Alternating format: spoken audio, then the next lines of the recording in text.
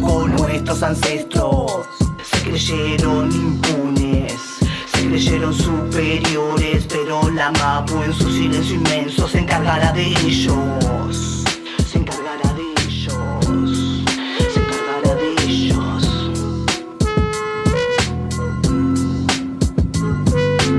Sé que nos ves, sé que nos sentís, vínculo ancestral nos une aquí. Sé que nos ves, sé que nos sentís, vínculo ancestral nos une aquí. Sé que nos ves, sé que nos sentís, vínculo ancestral nos une aquí. Sé que nos ves, sé que nos sentís, vínculo ancestral nos une aquí. Sé que nos ves, sé que nos sentís, vínculo ancestral nos une aquí. Sé que nos ves, sé que nos sentís, vínculo ancestral nos une aquí. Creo que la situación postcapitalista en la que estamos ahora envueltos tiene su origen en, obviamente, las bases irreales de un sistema político y económico. Para darte una idea, las bases de los imperios tienen que ver con sus religiones, con sus fortalezas militares.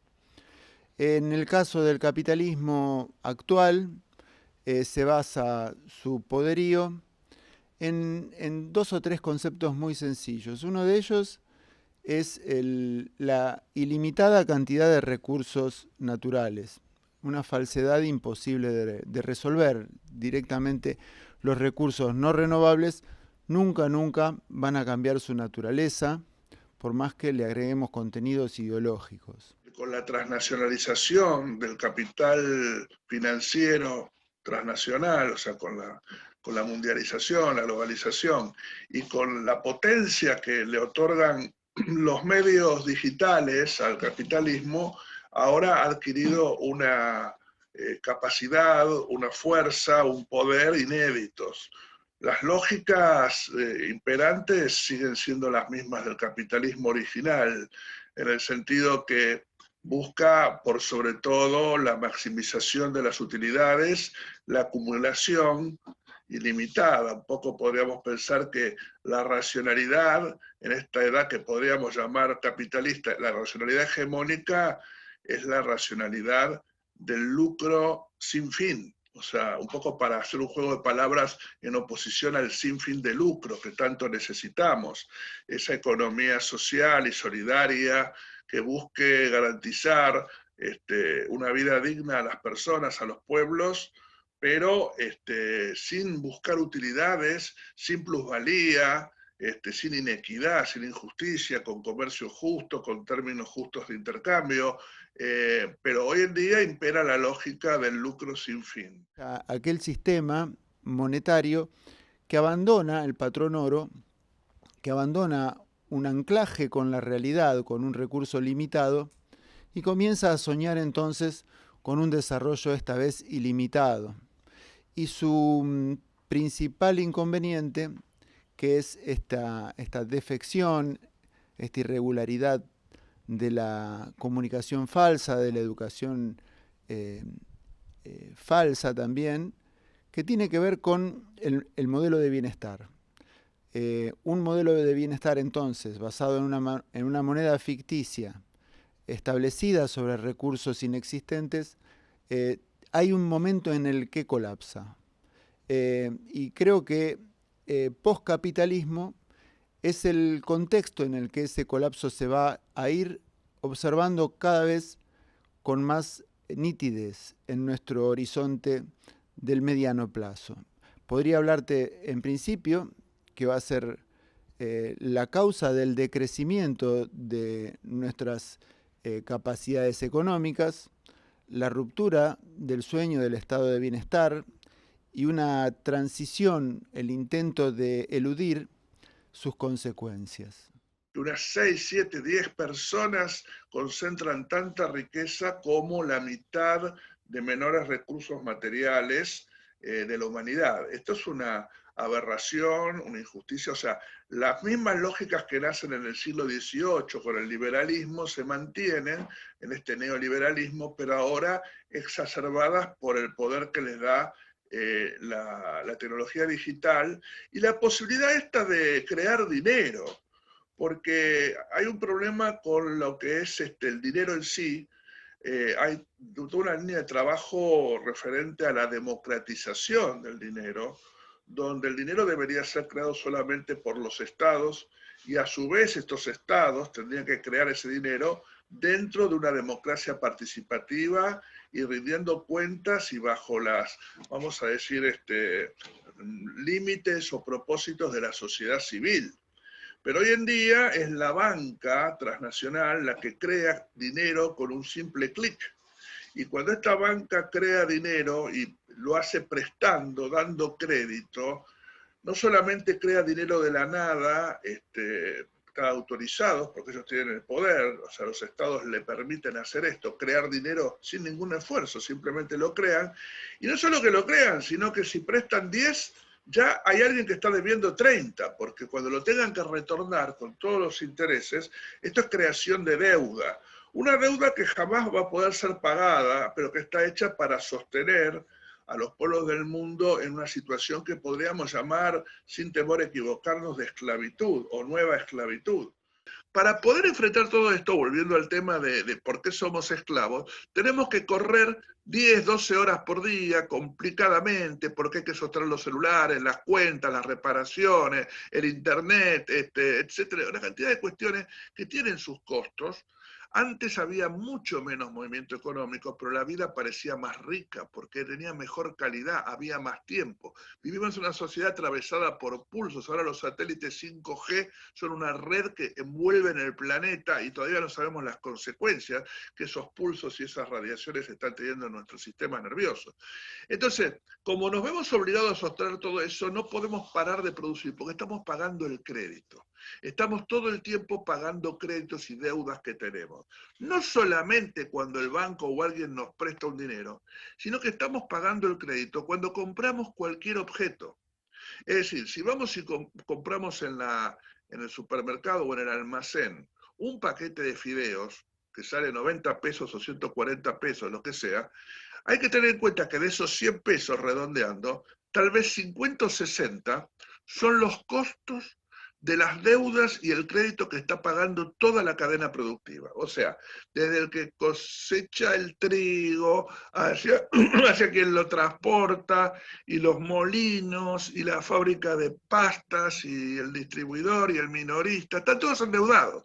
Entonces cada uno cuando calcula sus costos, pone lo que le cuesta el crédito. Entonces, no estamos pagando 100 pesos del producto, estamos pagando 60 pesos al capital transnacional y con suerte 40. Es como una plusvalía metida en el valor de las cosas. Entonces, corremos todo el día y no tienen esclavos porque no podemos parar.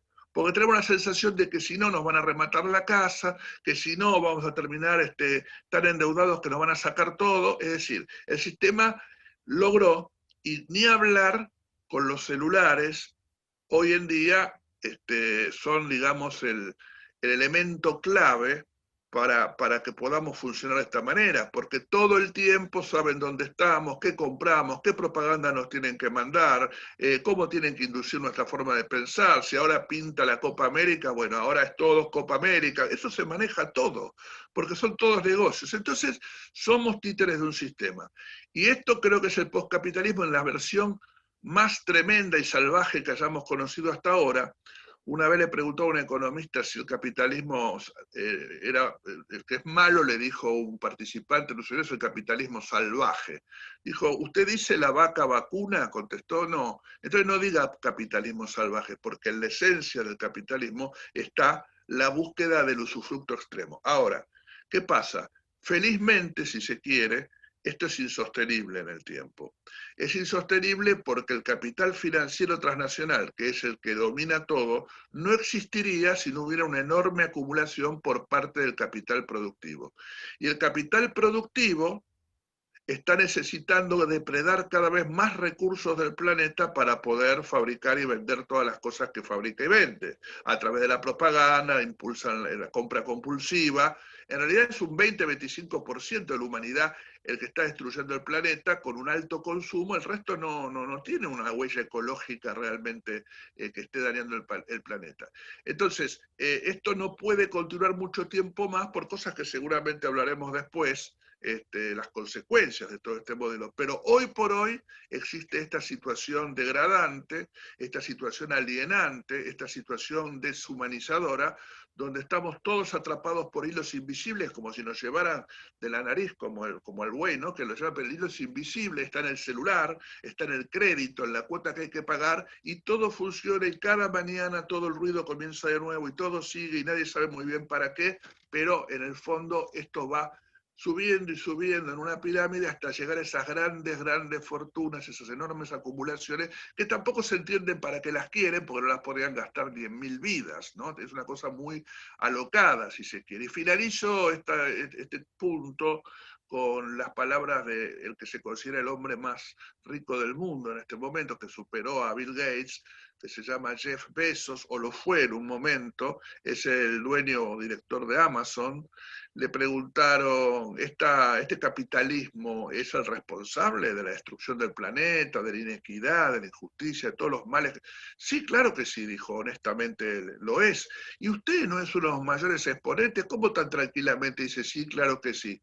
Y él con bastante ironía o cinismo contestó, bueno, no, pero nosotros estamos haciendo mucha obra para solucionar esto. Así como, bueno, estamos poniendo mucho dinero para la conquista de Marte, porque nosotros vamos a, dentro de algunas décadas, a establecer las primeras colonias en Marte, hemos puesto mucho dinero en eso, porque allí podremos ir y de alguna forma, además trabajamos en la prolongación de la vida física, es decir, que podemos alcanzar una longevidad, inclusive la inmortalidad sueña, y entonces un día volveremos al planeta Tierra cuando ya esté limpio, dijo, y disfrutaremos de él como quien viene a un hotel de vacaciones para recordar los viejos tiempos. Claro, ¿limpio de qué? ¿De la contaminación? Sí, pero también limpio de toda la gente que sobra. Entiendo yo que habrá querido decir eso, o por lo menos se puede, porque esa es la idea. Entonces, no se piensa en parar la máquina, se piensa en seguir, y si no podemos seguir aquí, iremos a Marte. Realmente es algo demencial.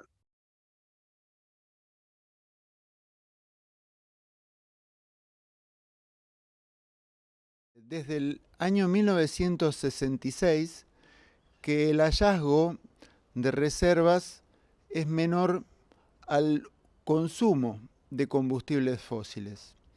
Y esto ya es una herida mortal e insoluble a una hipótesis de desarrollo basada en, obviamente, petróleo, carbón, gas, combustibles fósiles. A partir de ahí, muchas han sido las teorías acerca de cómo habría de operar una transición hacia otras formas de energías más sutiles. Y el intento primero, claro, con la energía nuclear, que no solo tiene un umbral de aprovechamiento más corto, porque su recurso es extraordinariamente raro, como el uranio, y tremendamente sucio, y no tiene una ingeniería de resolución de sus desechos. Tampoco te puedo decir que sean tan densas como para soportar el bienestar de la masa poblacional actual, otras formas energéticas que se han vendido o se han querido presentar como simpáticas, como verdes, como amigables, como el futuro, y son realmente carísimas frente a lo denso que es energéticamente el recurso fósil. Ahora, nadie está hablando de cuál va a ser la transición, el impacto del agotamiento de los recursos fósiles sobre el estándar de vida de la población, y si acaso no habrá que repensar seriamente cuál habrá de ser la situación de bienestar futura de una familia tipo. No solamente se produce una crisis energética, que ya de por sí es muy grave, sino que se produce una crisis alimentaria. Porque hoy en día, de los 7.800 millones de personas, solo 2.000 millones se alimentan de la agricultura tradicional, de la pequeña parcela, la agricultura familiar. Después, los otros casi 6.000 millones de personas dependen del modelo de la Revolución Verde, o inclusive de un modelo más terrorífico todavía, que es el de los grandes trucks que alquilan los campos, de esto que ha aparecido ahora, estos emprendimientos transnacionales, que son puro negocio y que en el fondo no producen alimento para seres humanos, producen biomasa al mejor postor. Bueno, la transición energética Eh, es un debate muy interesante porque en principio tiene como meta proponer a los estados un aterrizaje suave de la era de la abundancia, disfrazar la situación que va a envolver a las familias de pobreza energética, al estado de bienestar, al modelo humano de bienestar, de felicidad, y sobre todo adaptar al modelo económico a ir abandonando en modalidades complejas de la industria, la disponibilidad del turismo, por ejemplo, de los viajes cada vez más caros, el alojamiento en lugares remotos cada vez más escaso, y sobre todo la modificación de la matriz agroalimentaria, que necesariamente requiere que su repaso para no trasladar el encarecimiento de nuevas energías al campo sea de proximidad. La gente tiene que vivir entonces más cerca de sus alimentos o producirlos por sí mismos.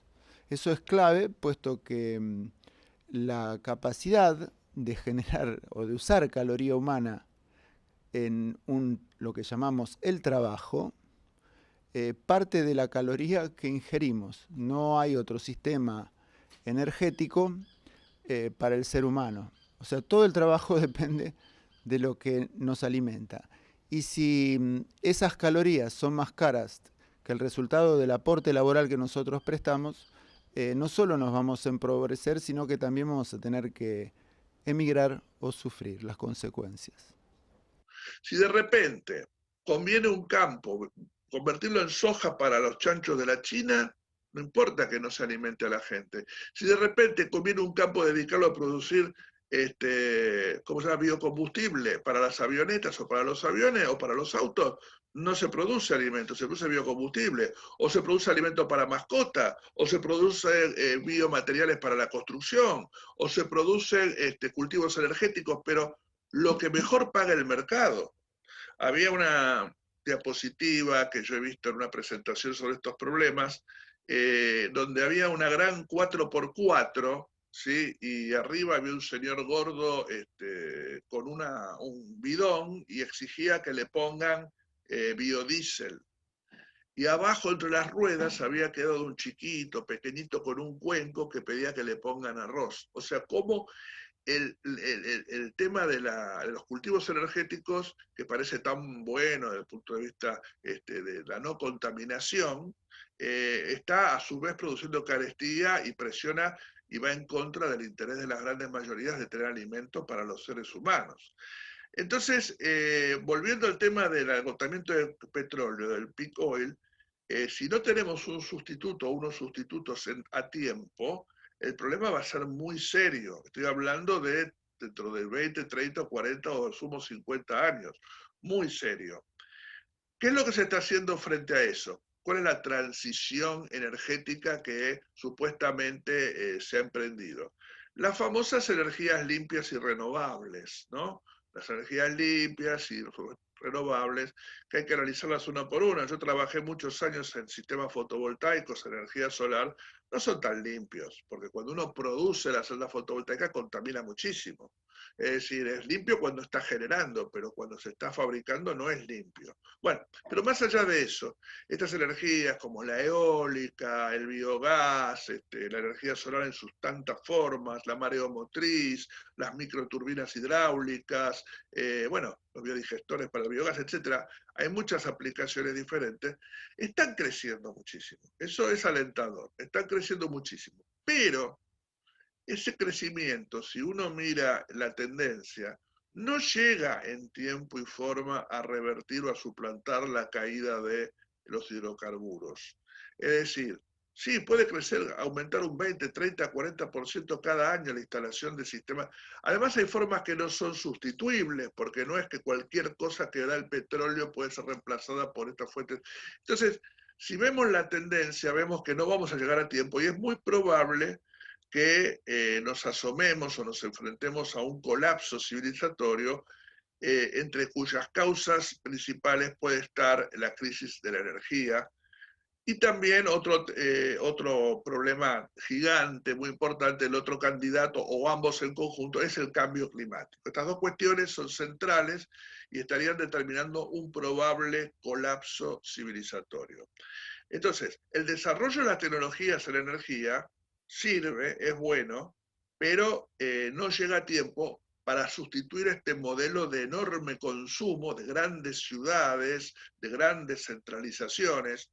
Ahora, si habláramos de un modelo descentralizado, pequeñas unidades habitacionales de muy bajo consumo per cápita, o sea, una civilización de la austeridad, una civilización frugal, una civilización que no centra todo en el materialismo o en el consumismo, sino que lo centra en otro tipo de valores, ahí entonces las energías renovables podrían ser candidatas a cubrir rápidamente el total de las necesidades energéticas de una demanda energética de baja intensidad. Pero en este modelo de enorme intensidad energética cada vez mayor, no llegaría a tiempo y en algún momento vamos a tener el problema donde algunos expertos, es bastante preocupante lo que dicen, vamos a terminar volviendo a las condiciones de vida del periodo oldubayense, que era un periodo prehistórico donde la gente formaba hordas de no más de 3.000 personas. O sea, al caerse todo el modelo energético, con una gran pérdida de vidas, o sea, van a quedar, no sé, de 8.000 millones podrán quedar, o de 10.000 millones, en ese momento podrán quedar 2.000 millones o 1.000 millones, el resto va a perecer en esa transición, lamentablemente, y va a vivir de esa forma precaria, primitiva, porque no hubo una transición adecuada. James Lovelock, un ex científico de la NASA, que fue el padre de la hipótesis Gaia, de la Tierra como organismo viviente, estima que la humanidad va a llegar al siglo XXII con el 10% de la población actual. Yo no soy tan fatalista, creo que hay alternativas desde la sociedad civil, pero hay que tomarlas muy pronto y muy enérgicamente, porque el tema del quiebre del modelo energético es una realidad y el tema del cambio climático es una realidad en marcha y acelerada. El hecho de que las migraciones forzosas habrían de tener lugar fue encubierto mendazmente. En principio se utilizaron, así como se utilizaron fórmulas así publicitarias para decir una agricultura verde, la revolución verde, para hablar de la siembra directa, por ejemplo, de soja, que es una catástrofe inenarrable, desde todo punto de vista, incluso el social. Se utilizaron también eufemismos así para disfrazar las migraciones forzosas por calentamiento global. Le pusieron personajes así allegados a la iglesia o a los organismos internacionales, le pusieron refugiados ambientales, cuando en realidad eran pueblos seleccionados negativamente para tomar en disposición sus territorios para otros fines y tornarlos inhabitables, ya sea porque o lo fumigan o practican fracking con su napa freática o son objeto de megaminería y envenenan sus aguas, sus ríos, o sea, el territorio se torna inhabitable, entonces la gente que huye de esos territorios pasan a ser víctimas del presunto calentamiento, pero no es así. Tanto la caída de la clase media en su capacidad adquisitiva, confrontando la disponibilidad de energía contra su capacidad de trabajo y de reponerla económicamente, una situación que se llama pobreza energética, como la situación de los refugiados, los falsos refugiados ambientales, que son las migraciones por saqueo, por despojo, que esperan provocar acá en Sudamérica, están siendo objeto de encubrimiento por parte no solo de los estados, sino también de los medios, sus cómplices y el sistema económico dominante, que tiene entonces una meta, que es disponer de una manera irrestricta de los recursos naturales de los países de la periferia en beneficio de las grandes metrópolis y conformar entonces a sus víctimas con rentas o premios o planes sociales que les hagan creer que son pobres por el infortunio, por el azar, por la pandemia, o vaya a saber qué asteroide que se acerca al planeta, cuando en realidad están siendo saqueados en sus territorios, a sus poblaciones las han considerado de descarte y probablemente el futuro de sus familias esté dramáticamente condicionado a terminar viviendo en la periferia de una metrópoli de una manera paupérrima.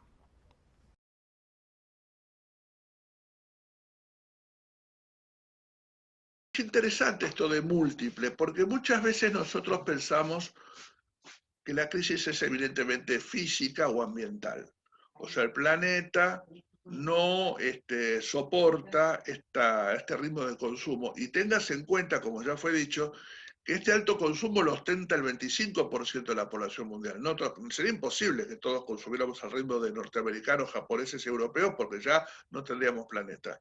Todos estos problemas ambientales los tenemos con un 20-25%, como dice Antonio Elizalde, uno de los autores del desarrollo de escala humana, de los turboconsumidores, ¿no? El turboconsumo.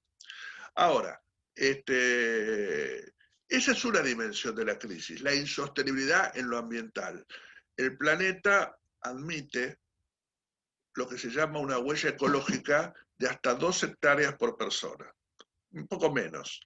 ¿Qué significa esto? Que todo lo que nos proveemos para vivir, cada persona, tenemos que obtenerlo de una superficie de menos de 2 hectáreas. ¿Por qué? Porque hay 150 millones de kilómetros cuadrados de tierras emergidas, sin contar los océanos, que dividido la población mundial da un poco menos de 2 hectáreas por persona.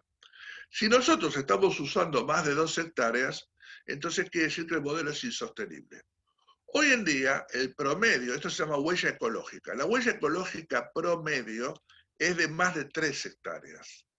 Y ustedes dirán, ¿cómo es posible que si el planeta puede proveer 2, estemos usando 3? Claro, porque 2 es lo que renueva, pero esa tercera hectárea la está sacando de abajo de la tierra con los hidrocarburos, con el uranio, el petróleo, lo que fuere. Es decir, estamos consumiendo recursos no renovables. Por eso la huella es un poco más alta de lo que renueva el planeta. Ahora, de esos 3 hectáreas por persona, hay países que viven con 0,5 hectáreas o 0,3 hectáreas, por ejemplo Mozambique o qué sé yo, en África, y hay países que tienen 10, 15 o más hectáreas por persona. O sea, la huella ecológica es un indicador de inequidad ambiental, pero también es un indicador de inequidad social. Entonces tenemos el problema ambiental. Este modelo no es compatible con la sostenibilidad ambiental. Después tenemos el problema social, o sea, la inequidad. Es decir, supongamos que diera para todos, pero sin embargo, el modelo evidencia que el famoso derrame o distribución equitativa de los ingresos nunca llega, que es un modelo concentrador por naturaleza. ¿Por qué? Porque necesita estructuralmente de un 70-80% de personas sumergidas que les paguen muy mal su trabajo, sus materias primas, para mantener el privilegio del otro 20-30. Es estructural esa necesidad. No es que si todos trabajan van a llegar a consumir como entre comillas, el primer mundo, sino que en el fondo el sistema asegura que siempre hay un sector sumergido por el propio diseño. Como decía Susan George, una activista en los años 80, 90, decía, bueno, los pobres son funcionales al modelo para sostener esta inequidad a través de la División Internacional del Trabajo. Entonces, la segunda insostenibilidad del modelo es la insostenibilidad social. No solamente la insostenibilidad ambiental y física, sino social. Ahora, hay una tercera insostenibilidad, que de esta se habla menos, que sería, supongamos que por una razón casi mágica, imaginemos por un momento que descubrimos insospechados recursos del planeta para seguir consumiendo más y más, y que encontramos la fórmula para que eso llegue a todos y todo el mundo llegase a un altísimo consumo. O sea, todos podemos consumir como consumen ahora en los países de mayor ingreso, y además hacerlo sin dañar el planeta. Supongamos que encontráramos esa fórmula por algún recurso insospechado. La pregunta es, ¿eso hace feliz? ¿Eso hace humano al ser humano? ¿Eso hace al buen vivir?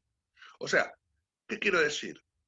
Hay una insostenibilidad que es la insostenibilidad valórica o cultural del modelo, que lo que el modelo está proponiendo no satisface al ser humano en su bienestar interno, que no nos hace felices ni humanos ni nos satisface. Entonces, más allá de los problemas ambientales y sociales, que son serios y graves, gravísimos, tenemos el problema, vamos a decir, espiritual, psicológico, cultural, que esta sociedad de consumo materialista produce en la mayoría de las personas. Aún los que pueden acceder al consumo parece un vacío, tratan de alcanzar, como decía Eric Fromm, el ser por el tener, pero como en el fondo el ser no se puede alcanzar por el tener, queda esa sensación de angustia existencial y vacío. Para instalarlo en términos legos, algo que todos podamos entender, no ser demasiado abundante en tecnicismo que después se dispersa la atención. Concretamente, 1 litro de petróleo equivale a 35 horas de trabajo humano. 7 por 5, 35 es una semana de un salario de convenio, es una sola botellita de 1 litro de petróleo. ¿Sí? El petróleo es así de denso energéticamente. Equivale, puesto en una máquina, para darte una idea, una máquina industrial, un barril de petróleo equivale al trabajo de 12 muchachos al año, también en un convenio laboral de 8 horas común y corriente.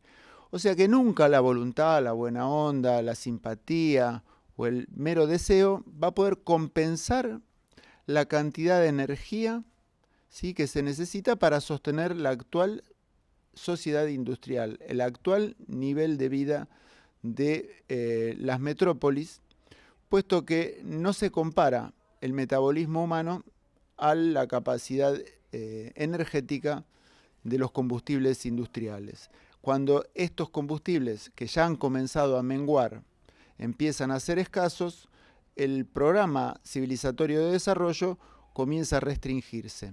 Y es más, si nosotros pensamos en energías más sutiles, como por ejemplo la eólica o energías que son carísimas, que tienen una tasa de retorno energético bajísima, o sea que son más caras, lo que vamos a terminar logrando es que solo una élite pueda conservar el estándar de vida de una familia tipo del siglo XX. Esta crisis va a generar un escenario geoestratégico de una manera inminente, porque va a ser ineludible hacia el 2030 y va a ser terminal hacia el 2050 la disponibilidad de energías fósiles. Entonces, ¿qué va a pasar con la masa poblacional? ¿Cómo se van a producir los alimentos? ¿Cuáles van a ser las nuevas fuentes de energía?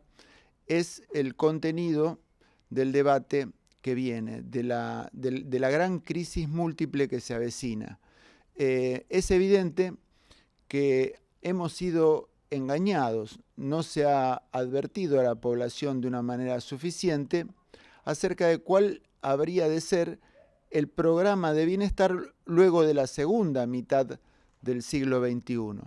Básicamente porque la educación sigue tontamente parámetros del siglo anterior, porque la comunicación social sigue edulcorando el consumo o la propuesta de bienestar de la élite, como si pudiera ser masificable, esta vez ya no. Continúan los programas políticos industrialistas, desarrollistas, sonriéndole a la Cámara en las campañas políticas de una manera que ya es vergonzosa. Nos están engañando, no hay un programa de bienestar establecido coherentemente que planifique el uso continuo de los sistemas vivos, básicamente, que establezca una nueva relación de las comunidades, de la concentración de la población humana con su entorno natural y biológico, que reaproveche los recursos naturales como el agua en superficie, la lluvia, reinterprete su relación territorial, ya no porque el clima se lo amerita, sino porque realmente pasan a formar parte nuevamente de la cultura a la que pertenecimos siempre, ¿no?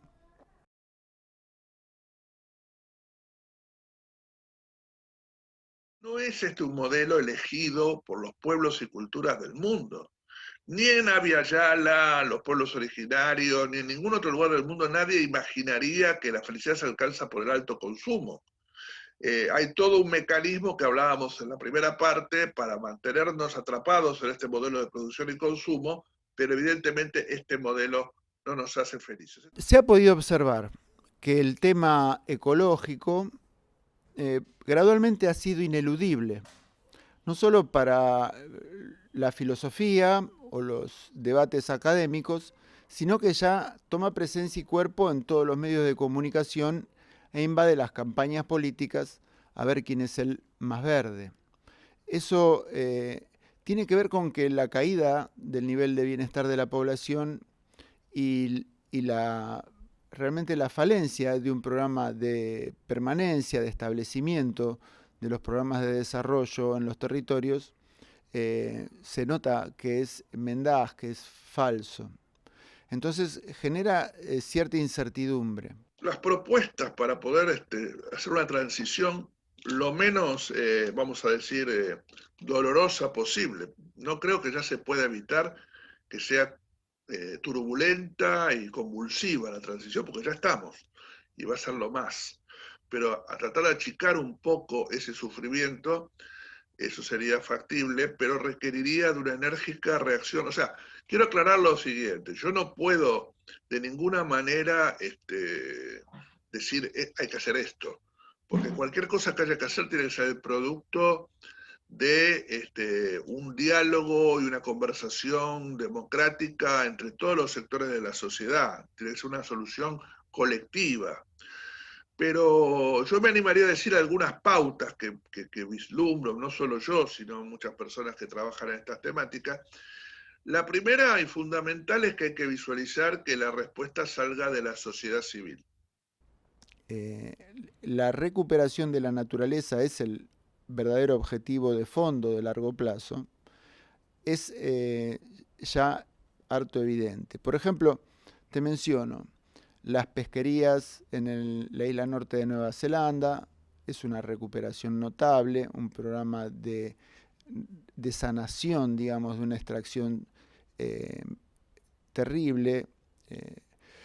La recuperación del bosque en América del Norte, puntualmente en los Estados Unidos, y la relación cultural con el bosque, con los ríos incluso, la pesca, la caza.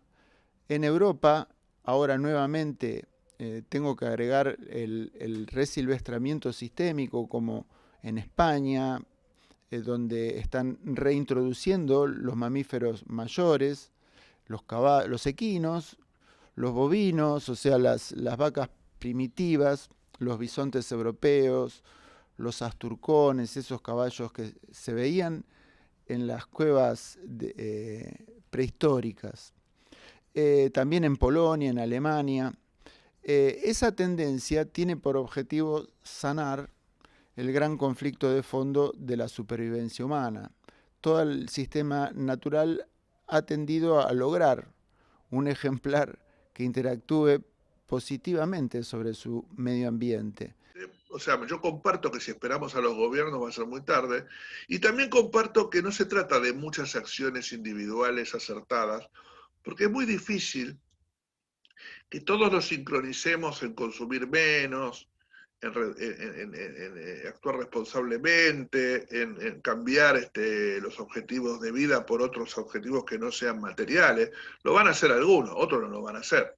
Entonces, me parece que acá la clave está en la sociedad civil y su organización. O sea, la solución es la organización de la sociedad civil, de tal suerte que esa sociedad civil organizada pueda plantarse delante de sus gobiernos y peticionar por la vida lo que se necesita. Ese ser humano que alguna vez fue el equilibrador de su sistema ambiental puede volver a funcionar perfectamente. Nosotros hemos sufrido, en cambio, una propaganda negativa que nos ha impulsado a entender que el desarrollo o el progreso tenía que ver con el saqueo de nuestras fuentes naturales. Han destruido la pesca, han saqueado el bosque de una manera que es increíble, con el desprecio de prenderle fuego, ni siquiera aprovechando las maderas o contemplando la posibilidad de proteger las especies animales. Han envenenado nuestros ríos con el propósito de obtener metales en un modelo de lixiviación del que ya hemos hablado muchas veces. El subsuelo con el fracking. En fin, los agrotóxicos, biocidas poderosos capaces de sustituir toda forma de vida por una variedad doméstica. Eso está ocurriendo ahora y la falsa publicidad existe, y te puedo mencionar, por ejemplo, el concepto de agroecología.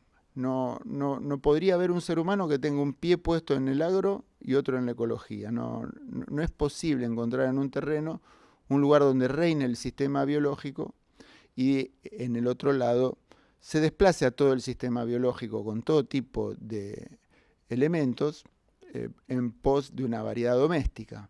Sin embargo, se propagandizan estos términos medios entre la ecología y la productividad, cuando no son posibles. La única vía de posibilidad es rehabilitarlos, es reintegrarse y reconocer el trayecto adaptativo de nuestra especie, que por algo tiene el olfato que tiene, la vista que tiene, el oído que tiene, y las capacidades motrices, de transporte y alimentarias y metabólicas que tiene. Si una persona decide salir a matar por la calle porque le conviene, porque le gusta, eso está criminalizado en prácticamente todos los códigos civiles, penales del mundo. Pero hay otras formas de matar. La sobreproducción, el sobreconsumo, se puede demostrar muy fácilmente de que detrás de esa sobreproducción y ese sobreconsumo se está dañando la biodiversidad, y atrás de esa biodiversidad hay pérdida de vidas humanas, y se está provocando el hambre y la injusticia, que también trae muchas pérdidas de vidas humanas. Entonces, si logramos mostrar que este modelo de acumulación ilimitada o de acumulación sin fin es asesino de la vida, que está contra la vida, va a haber que empezar a convertir en ilegales muchas cosas que hoy se aceptan, como por ejemplo una empresa de un tamaño ilimitado. Yo no estoy diciendo que no tengamos que tener alguna forma de propiedad privada de los medios de producción, no propongo que absolutamente la producción tenga que estar en manos del Estado, pero sí que tiene que haber una cooperativización, una fuerte presencia de la economía social, que todos los trabajadores puedan participar en las ganancias y que el tamaño de la empresa se limite. ¿Cómo se puede limitar el tamaño de la empresa? El tamaño de la empresa se puede limitar con un sistema de impuestos escalares. Si yo facturo 1 millón, pago el 10% de impuestos, pero si facturo 10 millones no pago el 10%, pago el 20%. Y si facturo 100 millones pago el 40%, y si facturo 1.000 millones pago el 80%. Llega un momento que prácticamente todo lo que yo incremente en mi negocio va a parar a impuestos para el bien común. Entonces no conviene, o sea, el mismo sistema limita el tamaño de la empresa.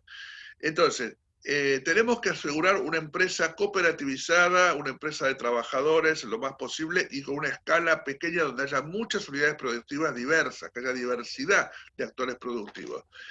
Para lograr esto y de esa forma reducir el impacto ambiental y fomentar la equidad social, esto hay que visibilizarlo, hay que ponerlo sobre la mesa de análisis, y la sociedad civil tiene que hacerse cargo de exigir estas cuestiones a sus gobiernos. Es decir, no hagas más negocios, no seas más connivente con las grandes transnacionales, por más que hay mordés, sino que tenés que ponerte al servicio del pueblo. Esto requiere de un cambio en el contrato social.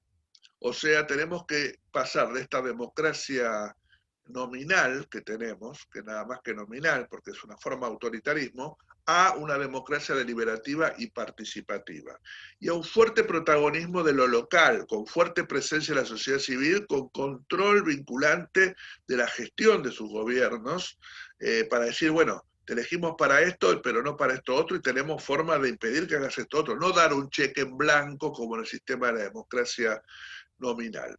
Está un programa de bienestar que ha agotado sus fuentes de recursos energéticos de asegurarte el bienestar de tus hijos. la proyección, la continuidad de tu familia en ese territorio, tu integración a una cultura. Para nosotros, el permahabitante, el sujeto entonces de la narrativa de este conflicto, de los alimentos, la cantidad, la densidad de población en un territorio, su disponibilidad de energía, son realmente el tema estratégico de largo plazo a debatir entonces. No estamos frente a una economía verde o una campaña así de simpatía cuando hablamos de medio ambiente y ecología. Estamos enfrentando ahora un conflicto poblacional, el ocaso, el oscurecimiento de un programa civilizatorio, el final de un modelo de desarrollo basado en la moneda fiat, en lo que llamamos el postcapitalismo, que nos ha llevado a creer que la continuidad de las metrópolis era infinita. Y no es así. La existencia de nuestra especie seguramente encontrará continuidad cuando vuelva a pertenecer al sistema biológico que la creó, que la acompañó desde su condición más básica, junto a los demás mamíferos superiores y animales del planeta. No hay ninguna duda de ello. Todo esto tiene que ver con un cambio profundo en las instituciones, en el sistema político y en el sistema productivo.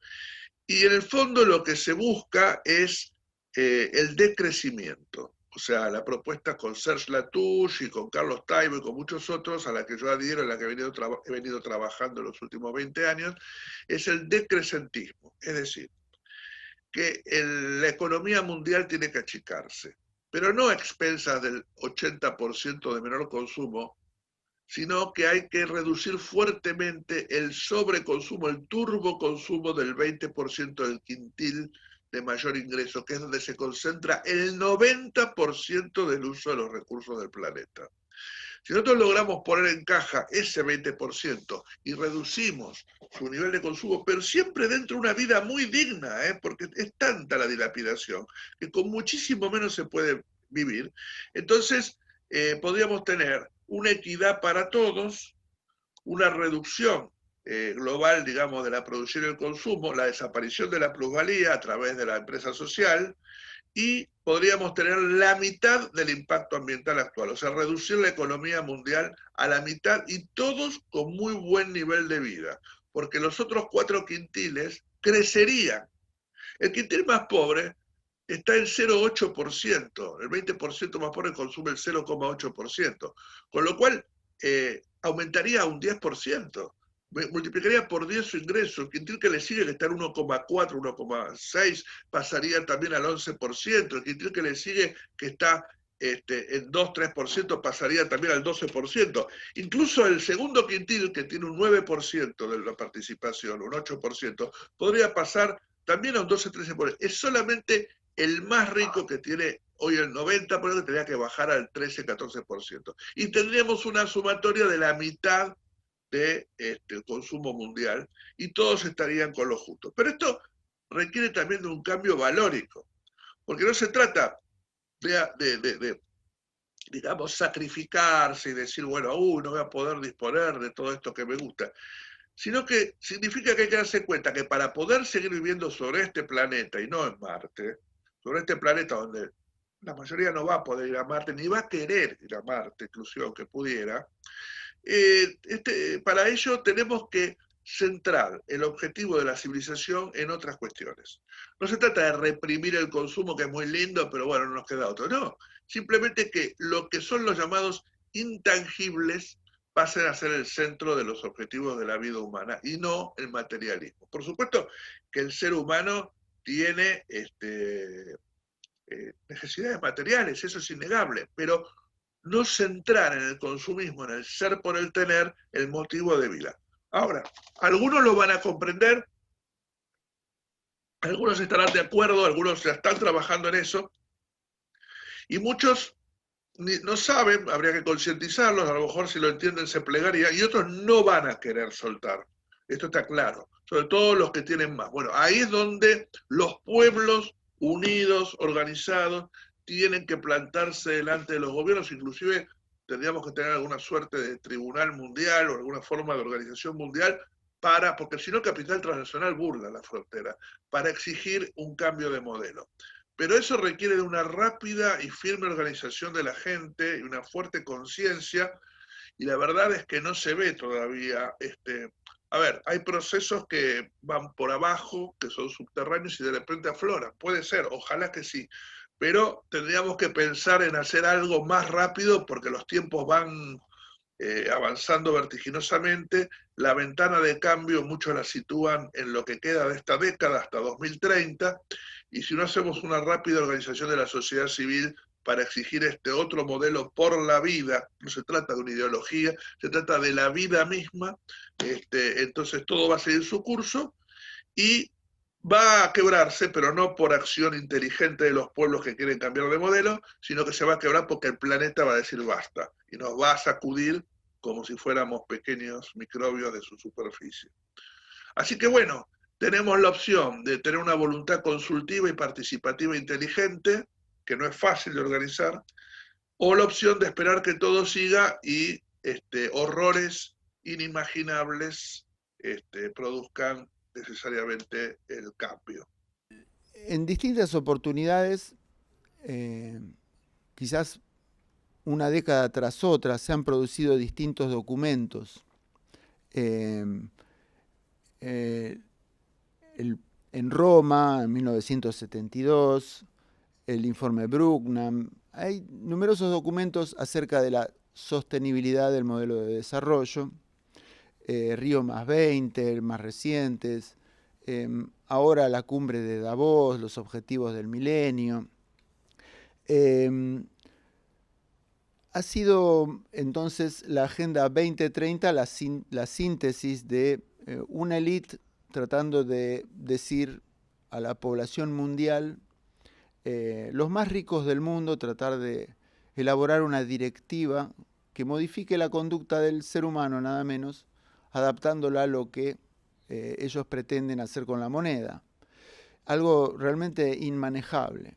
Yo creo que había que responder a esa Agenda 2030 de una manera coherente y popular. No había, ya que era una agenda y que había que debatirla, no se habían formulado posturas alternativas. Yo describí entonces en 13 puntitos la manera en la que nosotros deberíamos encaminarnos entonces masivamente, popularmente, con adhesión, con confianza, con tranquilidad en nuestro futuro, hacia un futuro mucho más venturoso, resilvestrando la naturaleza principalmente, reintegrando nuestras capacidades laborales al circuito productivo de nuestros alimentos principalmente, dejando también, por supuesto, espacio para la creación de capacidades sociales y sobre todo la continuidad del modelo de familia, de hogar,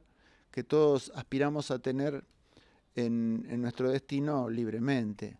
Sin un modelo de bienestar, entonces, cualquier propuesta política pasa a ser una restricción.